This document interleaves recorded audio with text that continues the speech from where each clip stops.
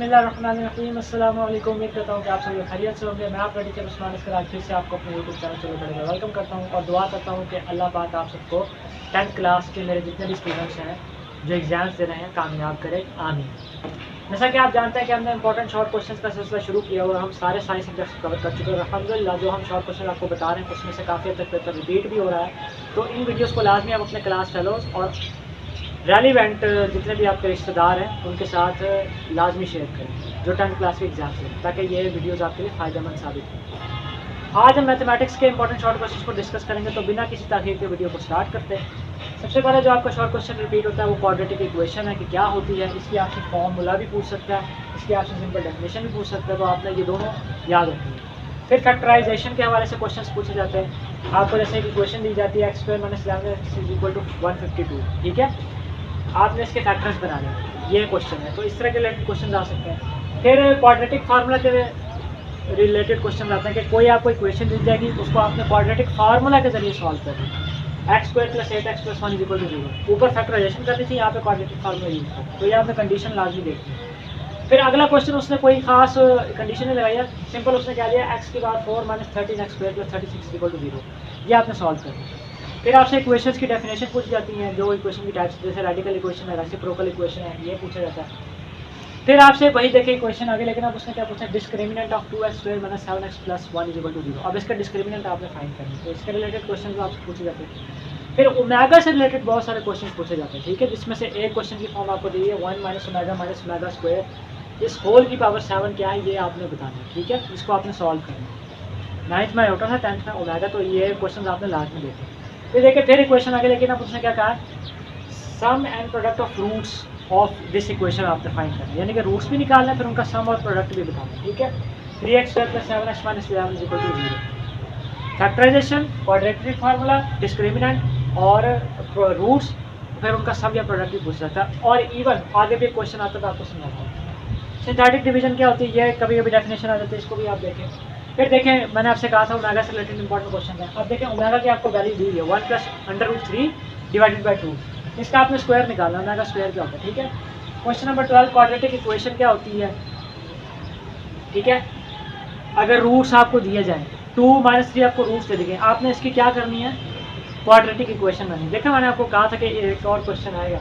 अब देखिए रूट्स आपको देते हैं, अब आपने इक्वेशन बनानी, यानी सम प्रोडक्ट निकाल के फिर उस हिसाब से आपने इक्वेशन बनानी है, ठीक है। अच्छा, अब फिर रेशियो और प्रोपोर्शन, ये बहुत इंपॉर्टेंट चैप्टर है, इसके रिलेटेड क्वेश्चन आते हैं, जिसको आप देखिए। जैसे x/y क्या है, अगर आपको ये 2 इक्वेशन देनी है, जैसे 3 × 4x - 5y = 2x - 7y, तो x/y क्या होगी, ये क्वेश्चन है। फिर आपसे कभी कभी 3 वैल्यूज़ दे देते हैं और 4th वैल्यू पूछता है, यानी 4th प्रोपोर्शन आपसे पूछता है। 5, 8, 15 आपको दी हुई है, आपने 4th प्रोपोर्शन फाइंड आउट करना है, ठीक है। अच्छा, उसके बाद फिर क्वेश्चन नंबर 15 है, प्रोपोर्शन से रिलेटेड क्वेश्चन है ना, ये बहुत इंपॉर्टेंट है, ठीक है। तो मीन प्रोपोर्शन बिटवीन 3 और 12 क्या होती है, 2 वैल्यूज आपको दी जाती है, उनके दरमियान आपसे मीन प्रोपोर्शन पूछी जाती है, इसके बारे में आपने बात करनी है। तो इस तरह के क्वेश्चंस भी आ सकते हैं, ठीक है। फिर डायरेक्ट वेरिएशन क्या होती है, जॉइंट वेरिएशन क्या होती है, इन्वर्स वेरिएशन क्या होती है, ठीक है। ये 3 डेफिनेशन इंपॉर्टेंट है, इनको भी आपने देखना। अच्छा, फिर देखें एक उसने क्वेश्चन दिया हुआ है, if y is proportional to x, y = 8 1 x = 2, ठीक है। जब y 8 है तो x क्या है, 2 है। अब y क्या होगा जब x = 5 है। इस तरह के क्वेश्चंस भी आते हैं, यानी 2 वैल्यूज आपको दे दी जाती हैं, फिर आपको एक और किसी वेरिएबल की वैल्यू दी जाती है और फिर आपने दूसरे वेरिएबल की वैल्यू रिलेट करके निकालनी थी, यानी रिलेशन आपको पहले बताया जाता है और फिर उसके हिसाब से आपने वैल्यू बनानी होती है। अच्छा, उसके बाद फिर फ्रैक्शन की आपसे डेफिनेशन या डिफरेंस पूछा जा सकता है, जैसे कि रैशनल फ्रैक्शन क्या है, प्रॉपर फ्रैक्शन क्या है, इन दोनों में डिफरेंस पूछा जाता है। अच्छा, उसके बाद आइडेंटिटी क्या होती है, फ्रैक्शन के रिलेटेड क्वेश्चन है, ये भी कभी कभी शॉर्ट क्वेश्चन के तौर पर आता है, ये आपने लाजमी करना है। अच्छा, फिर उसके बाद कन्वर्ट इनटू प्रॉपर फ्रैक्शन, या तो आपको वो रैशनल फ्रैक्शन दे देगा, उसको आपने प्रॉपर फ्रैक्शन में कन्वर्ट करना है, ठीक है, या एक प्रॉपर फ्रैक्शन दे देगा, उसको आपने रैशनल फ्रैक्शन में कन्वर्ट करना है, ठीक है। अच्छा, रैशनल का जहाँ भी वर्ड आ जाए उसमें आपने याद रखना है कि डिवाइड होगा, ठीक है। ये एक रैशनल फ्रैक्शन है, x² + 1 / x² - 1, इसको आपने प्रॉपर फ्रैक्शन में कन्वर्ट करना है। अच्छा, उसके बाद फिर पावर सेट से रिलेटेड क्वेश्चन आते हैं, जो आपका सेट का चैप्टर, जिसमें इंटरसेक्शन आता है, यूनियन आता है, डी मॉर्गन लॉ आते हैं, पावर सेट आता है, सबसेट आता है, ये सारी आपने डेफिनेशन भी देखनी है।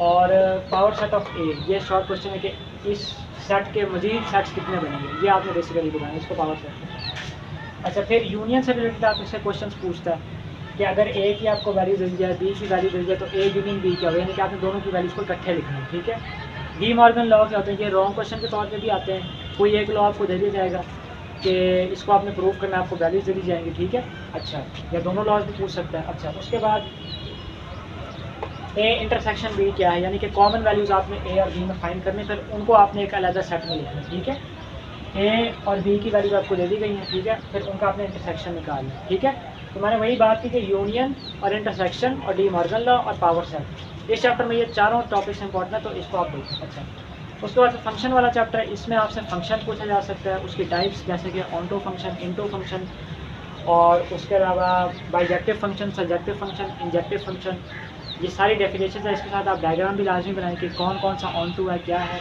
या वो आपको फंक्शन बना के दे देगा और पूछेगा बताओ ये कौन सा फंक्शन है। इवन MCQ में भी पूछा जा सकता है। तो इस तरह के जितने भी क्वेश्चन है ये भी आप देखें।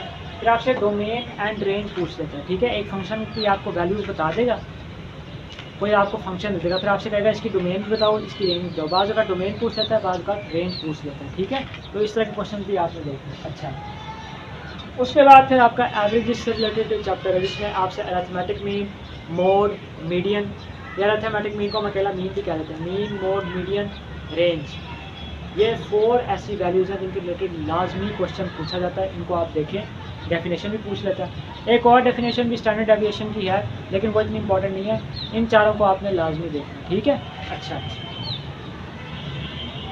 और उसके अलावा एक आपने बात याद रखनी है कि जो मीडियन और मोड है, जब आपने ये फाइंड करना है तो ये बात आपने हमेशा याद रखनी है कि पहले वैल्यूज़ को आपने अरेंज करना है, या बड़े से छोटा लेके आना या छोटे से बड़ी अरेंजमेंट करनी है। ठीक है, क्या कहा है, मोड और मीडियन, इन दोनों के मामले में आपने ये चीज़ करनी है, अरेंजमेंट करनी है, वरना आपको करने की जरूरत नहीं है। अच्छा, उसके बाद क्लास लिमिट्स की भी आपसे डेफिनेशन पूछ लेता है। अच्छा, उसके बाद जो आपका ट्रिग्नोमेट्री का चैप्टर है, ये बहुत इंपॉर्टेंट है। इससे आपके तकरीबन 4 शॉर्ट क्वेश्चंस आपके पेपर में आते हैं।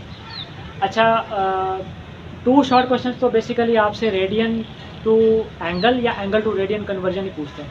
आपको कोई एंगल दे दिया जाएगा, डिग्री के फॉर्म में दे दिया, उसको आपने रेडियन में कन्वर्ट करना है। कोई एंगल रेडियन के फॉर्म में दे दिया जाएगा, उसको आपने डिग्री के फॉर्म में, या जो एंगल बनता है 45 डिग्री जिसको कहते हैं, उसको आपने डिग्री में कन्वर्ट करना है। ठीक है, तो ये क्वेश्चन इंपॉर्टेंट है, इनको आप देखें। अच्छा, उसके अलावा एंगल्स की डेफिनेशन पूछ जाती है, एंगल की टाइप क्या होते हैं, को टर्मिनल एंगल क्या होता है।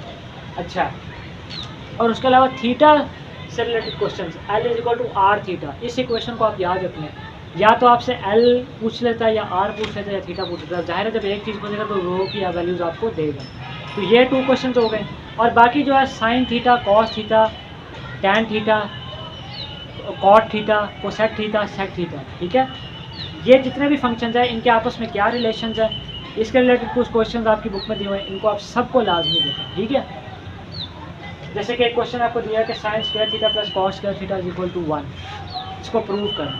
प्रूफ भी पूछ सकते हैं, बाकी ये भी पूछ सकते हैं कि 2 फंक्शन आपस में रिलेट कैसे करें। ठीक है, और कौन सा फंक्शन किसका इन्वर्स है, जैसे साइन का इन्वर्स जो है वो कोसेक है, टैन का इन्वर्स कॉट है। ठीक है, तो इस तरह से आपने क्वेश्चंस लाजमी देखना है। और बाकी आपका जो भी ज्योमेट्री का पोर्शन है उसमें से आपसे डेफिनेशन ही पूछी जाती है कि सर्कल का सर्कमफेरेंस क्या होता है। इसके अलावा जो भी आपकी ज्योमेट्री में टर्म्स आ रही हैं, जितनी भी आपको डेफिनेशन समझ आ रही हैं, जो आपकी पास पेपर में रिपीट हुई, वो सारी आपने डेफिनेशन देखनी है। क्योंकि शॉर्ट क्वेश्चन में वो ज्योमेट्री के रिलेटेड आपसे कोई क्वेश्चन सॉल्व करने को मिलेगा, क्योंकि जाहिर है ज़रा बड़े क्वेश्चन होते हैं तो उनको ही आपने देखना है। ठीक है, तो ये ओवरऑल एक ओवरव्यू था जिसमें हमने साथ साथ आपको बताया कि किस तरह से क्वेश्चंस आ सकते हैं, कुछ और क्वेश्चंस भी आपको बताए।